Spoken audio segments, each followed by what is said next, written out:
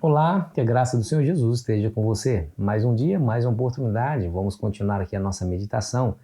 Obrigado por sua companhia e obrigado por sua interação aqui conosco. Não se esqueça de se inscrever, caso ainda não tenha inscrito, porque a sua inscrição é muito importante para fortalecer o nosso canal.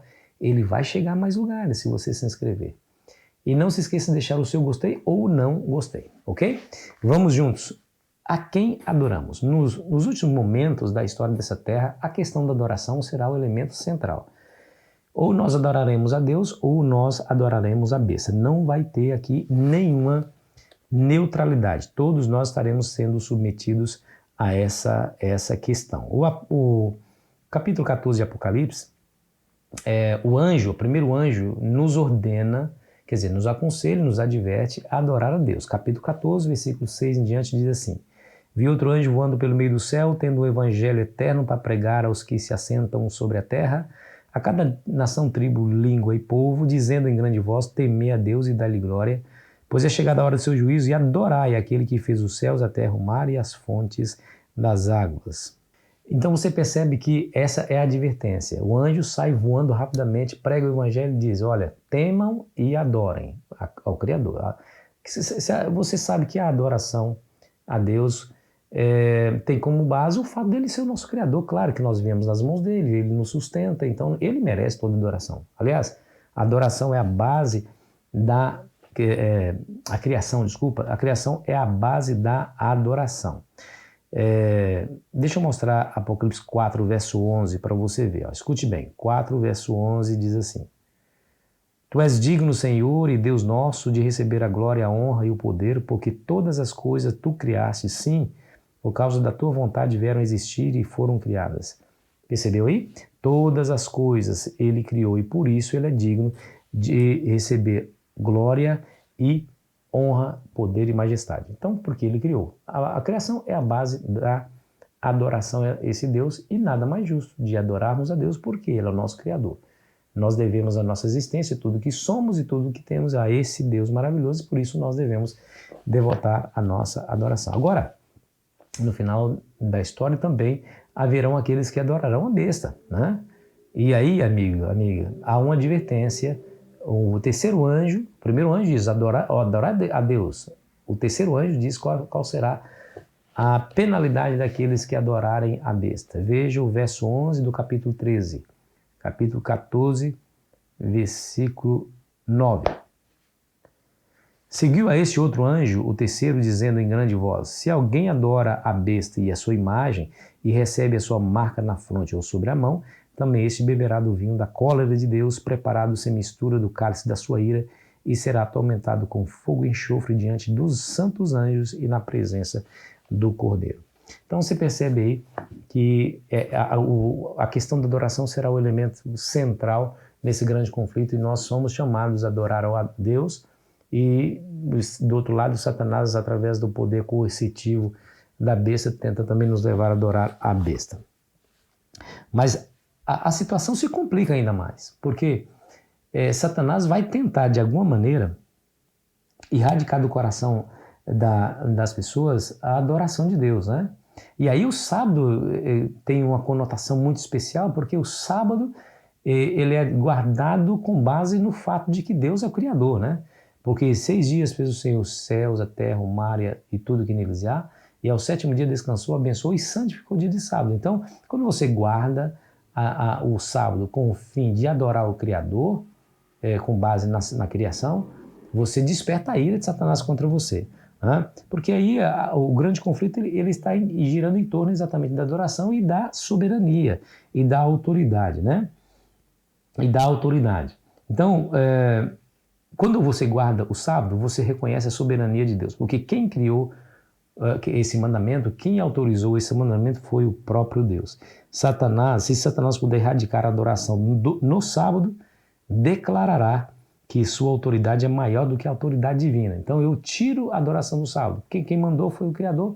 Eu vou fazer os cristãos a tentar adorar a Deus outro dia. Então ele tira a autoridade de Deus e instaura a sua própria autoridade, dizendo que é maior do que a própria autoridade divina. E para conseguir isso, ele vai tentar convencer ou coagir o mundo todo a aceitar esse falso sábado, que é justamente o domingo.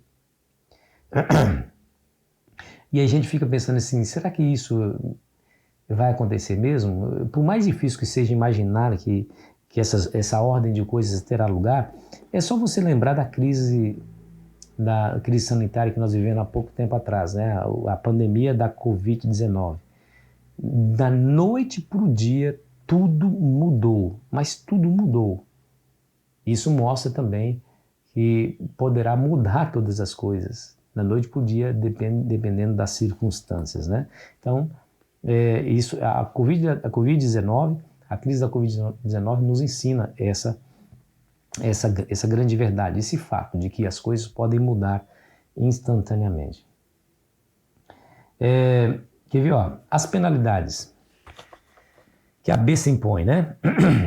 Contra aqueles que não adoram a besta. Capítulo 13, versículo 13, diz assim, ó, também opera grandes sinais, de maneira que até fogo do céu faz descer a terra diante dos homens, e seduz os que habitam sobre a terra por causa dos sinais que lhe fora dado a executar diante da besta, dizendo aos que habitam sobre a terra que façam imagem à besta, aquela que ferida a espada sobreviveu.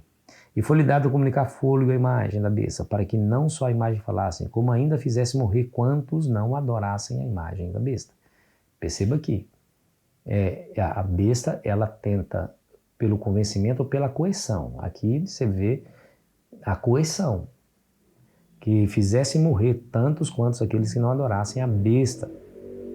Aí fala sobre o sinal, todos os pequenos, os grandes, os ricos e os pobres, os livres e os escravos, faz que lhe seja dada certa marca na mão direita ou sobre a fronte, para que ninguém possa comprar ou vender, senão aquele que tem a marca da besta ou o nome da seu nome.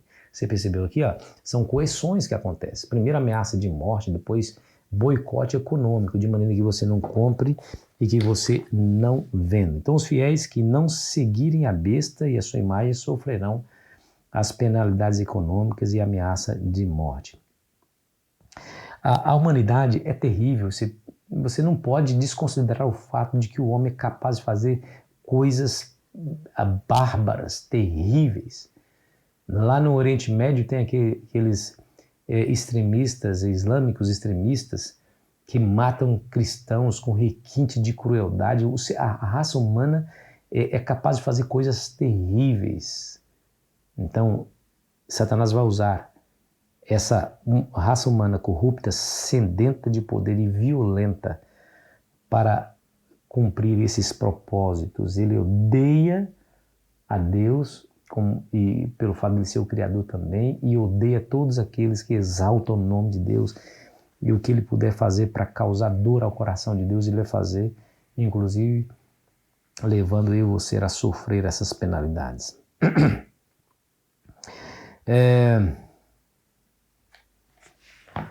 Mas pastor, isso vai ser difícil demais. Como é que a gente vai suportar tamanha pressão, né? Ameaça de morte, boicote econômico, de maneira que a gente não compra nem venda. Se a gente não puder comprar alimento, como que nós vamos alimentar?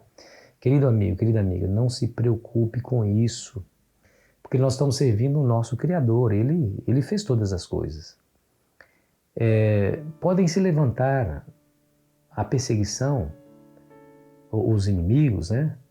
Para nos trazer perseguição, mas nosso Deus é maior. Aquele que é por nós é mais poderoso do que aquele que é contra nós.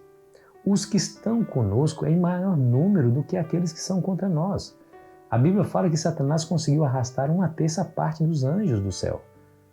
1/3 parte. Então, de cada 3 anjos, 1 foi para Satanás, mas para cada demônio que existe, nós temos 2 anjos para nos defender.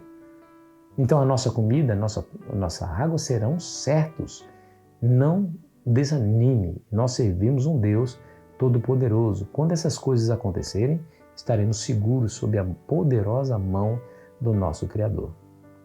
Se anime com essa verdade, seja fiel e espere a bênção de Deus sobre sua vida, porque certamente ela virá. Ore comigo.